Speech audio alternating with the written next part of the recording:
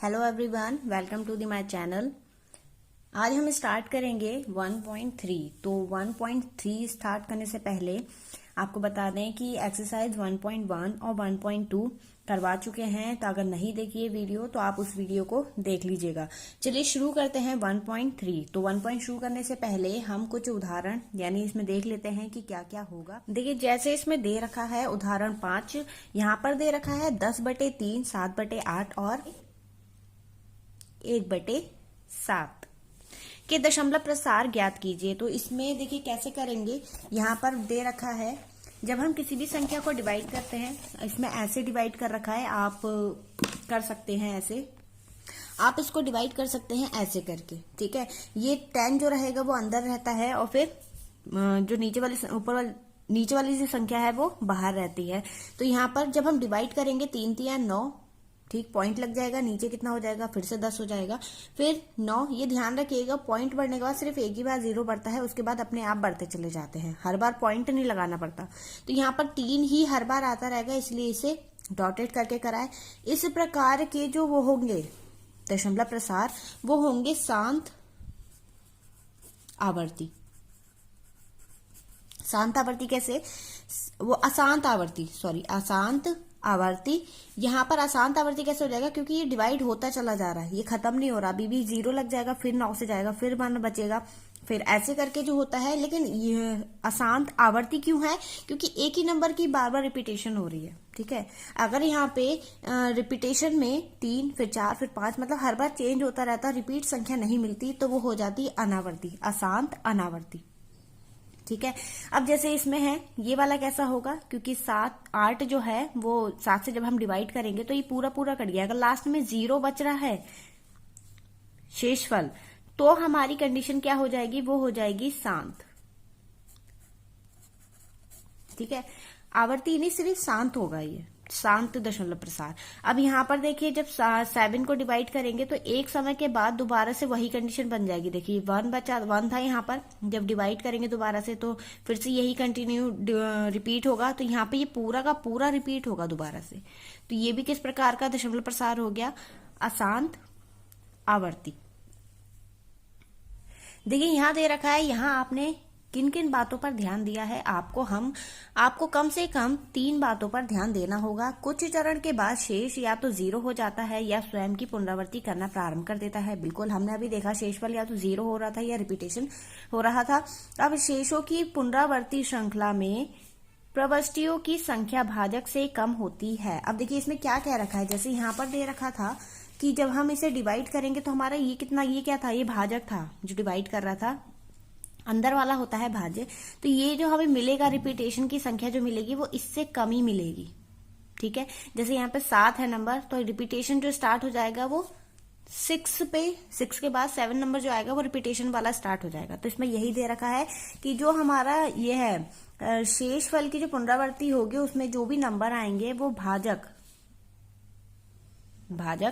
से कम होंगे। अब यहाँ पर यदि शेषों की पुनरावृत्ति होती तो भागफल में अंकों का एक पुनरावृत्ति खंड प्राप्त होता है।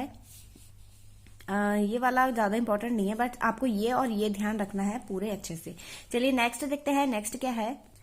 अब देखिए नेक्स्ट स्थिति दे रखी है, इसमें स्थिति 1 पहला क्या है, शून्य, शेष शून्य हो जाता है। तो शून्य होने की एक कंडीशन रहती है, जैसे कि हर है। ठीक है, हर में कोई भी संख्या ले लीजिए आप, 0 को छोड़कर 1 से लेके इंफिनिटी तक।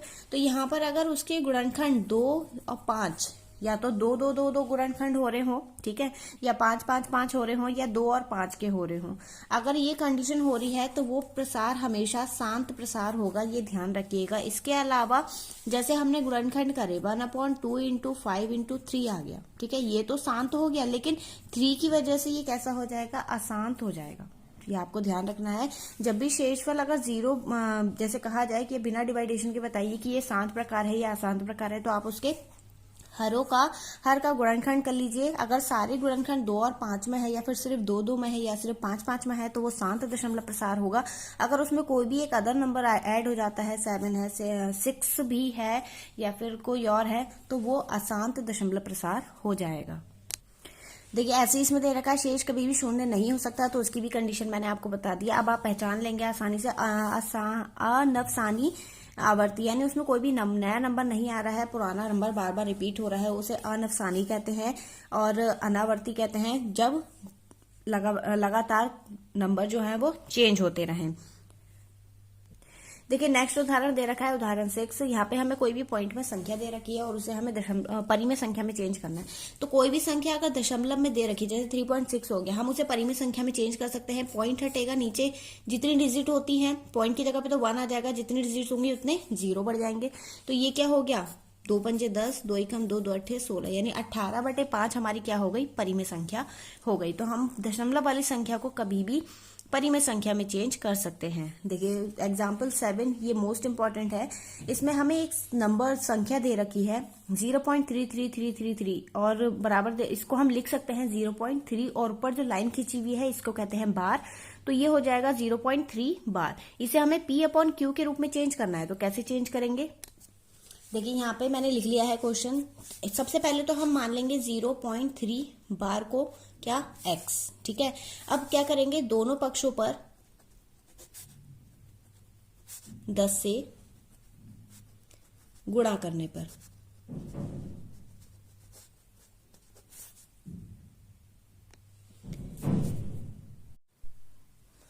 हम दोनों तरफ क्या करेंगे, 10 से मल्टीप्लाई करेंगे, 10 बार इंटू 10 और यहाँ पर x इंटू 10।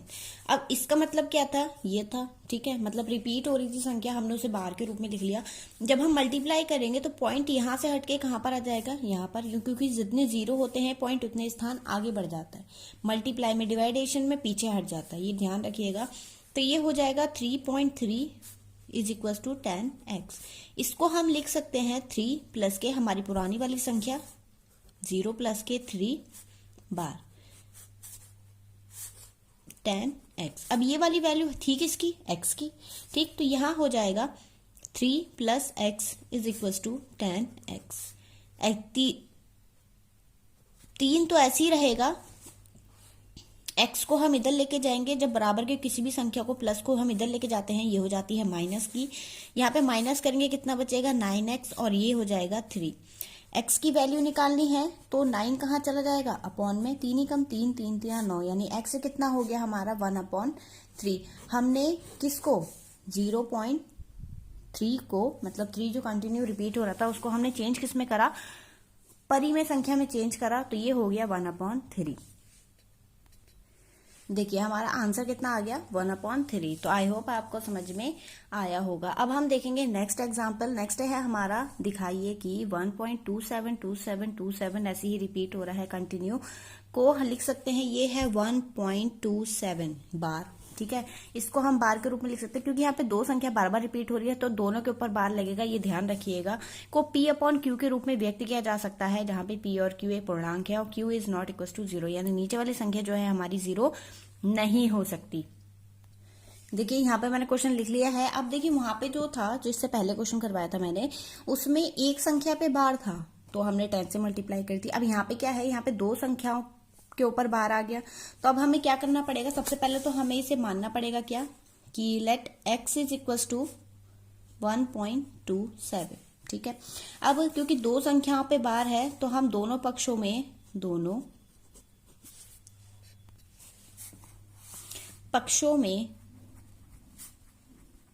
100 से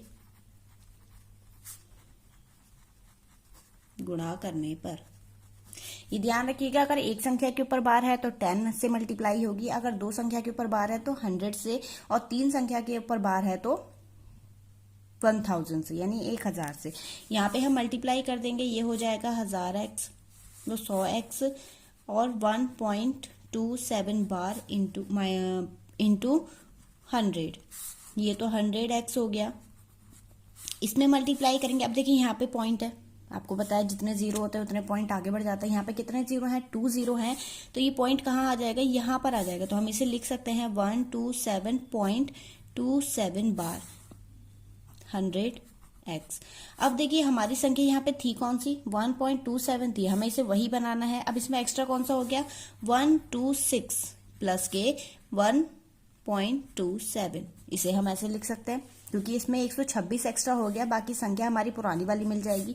अब क्या हो जाएगा, इस वाली संख्या को हम मान लेंगे x, तो ये होगा 100, x is equal to 126 plus के x, x को इधर लेकर जाएंगे तो ये हो जाएगा 100x माइनस के x इज इक्वल टू 126।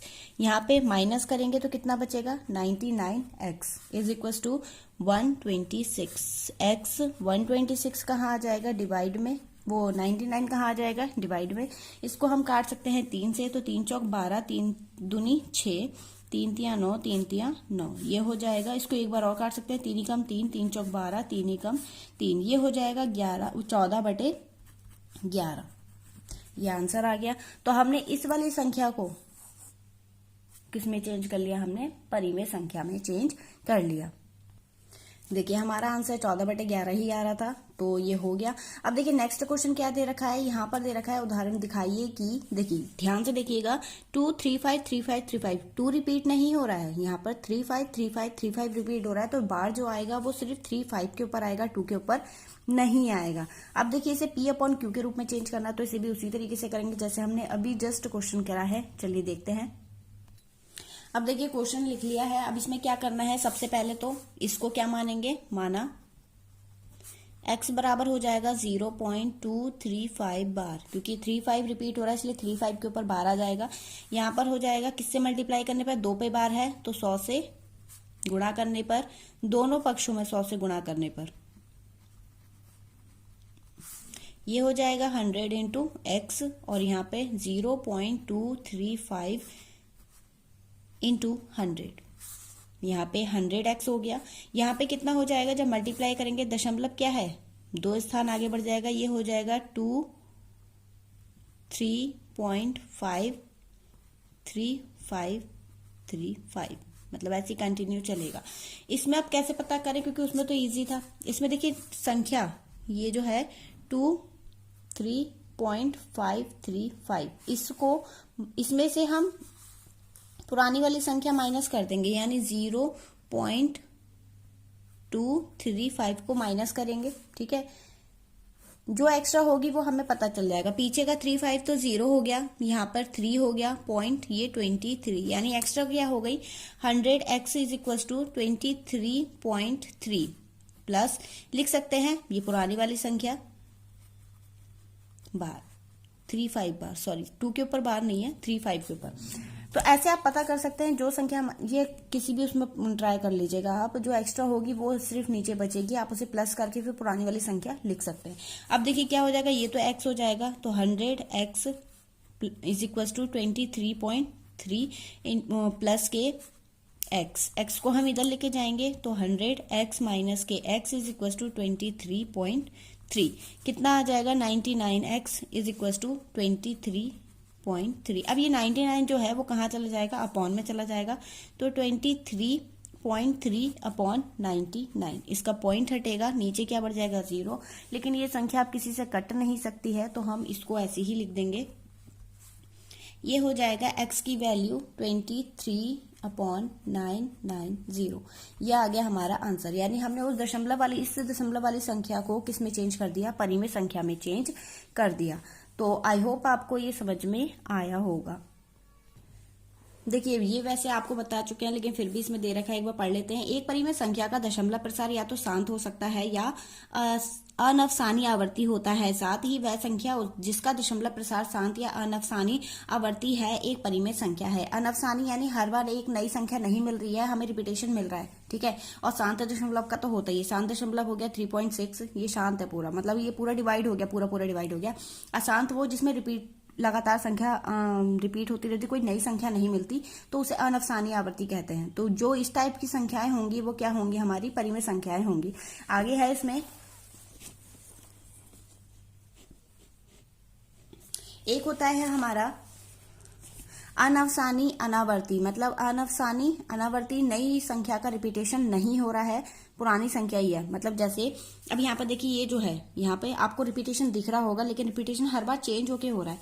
यहाँ पे 0.10, देखिए 1 को ध्यान दीजिएगा, 0 फिर 2 आ गए 1, फिर 3 आ गए, फिर 4 आ गए। तो यहाँ पे इस पे हम बार नहीं लगा सकते, तो जिस पे हम बार नहीं लगा सकते, हर बार कंटिन्यू संख्या चेंज हो रही है, तो वो अनअफसानी अनावर्ती हो जाती है। ठीक है, अब जैसे हमारा √2 हो गया, ठीक है, ये क्या है, एक अपरिमेय संख्या है, आपको बताया था स्टार्टिंग में। जब आप इसे डिवाइड करना शुरू करेंगे तो इसकी भी कोई रिपीटेशन संख्या नहीं मिलेगी, कंटिन्यू डिवाइड होता रहेगा, कोई नई संख्या ही आती रहेगी, पुरानी संख्या रिपीट नहीं होगी। ऐसी पाई को जब हम डिवाइड करेंगे तो ये जो 22/7 का मान जो दिया जाता है, ठीक है, ये अप्रोक्स में दिया जाता है सिर्फ सवाल सॉल्व करने के लिए, वो भी यहीं तक दिया जाता है। लेकिन जब आप इसे पूरा डिवाइड करेंगे तो इसकी डिवाइडेशन कैलकुलेशन अभी तक चल रही है, तो अभी तक ये डिवाइड नहीं हो पाया है पूरा, कोई रिपीट संख्या नहीं मिल पाई है। तो चलिए, ये पाई भी कैसी संख्या हो गई, एक अपरिमेय संख्या हो गई। देखिए इसमें अब हमें उदाहरण 10 देखना है। 1/2 और 1/7 और 2/7 के बीच अपरिमेय संख्या ज्ञात करनी है। अपरिमेय संख्या मतलब जिनका रिपीटेशन ना आ रहा हो। तो अब आपको क्या करना है, सबसे पहले तो इसको पॉइंट में फाइंड कर लेना है और इसको भी पॉइंट में फाइंड कर लेना है, जैसे इसमें करा है। ठीक है, इनके बीच में फिर जो भी संख्या होगी आप उसे इस फॉर्म में लिख सकते हैं, जैसे इसमें लिखा है 15 0 ऐसी संख्या बढ़ गई, आप लिख सकते हैं 0.3000330 ऐसे करके आप कोई भी कितनी भी संख्याएं लिख सकते हैं। तो आई होप आपको वीडियो पसंद आई होगी। वीडियो अच्छी लगी हो तो वीडियो को लाइक कर लीजिएगा और चैनल पर नए हैं तो चैनल को सब्सक्राइब भी कर लीजिएगा। रही बात 1.7 की, तो अब इसे हम नेक्स्ट वीडियो में करेंगे, वरना वीडियो बहुत लंबी हो जाएगी। तो नेक्स्ट वीडियो में मिलते हैं क्वेश्चंस के साथ, तब तक के लिए नमस्कार।